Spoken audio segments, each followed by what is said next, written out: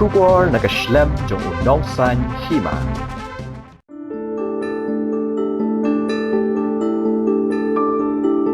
National Mission for Sustainable Agriculture Nmsa Rainfed Area Development.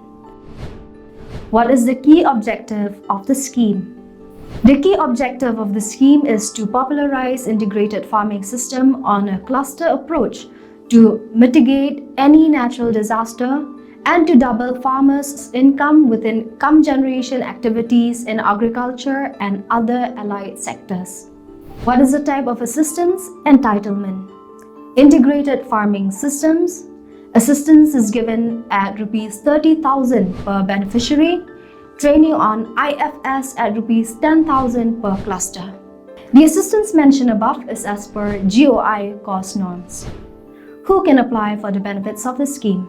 Bona fide farmers having cultivable land and engaging in agriculture. How to apply for the benefits of the scheme? Bona fide farmers can apply in plain paper to the District Agriculture Officer of the concerned district, Agriculture Development Officer of CNRD Block, and Agriculture Circle through the Cluster Development Committee. What is the beneficiary selection procedure?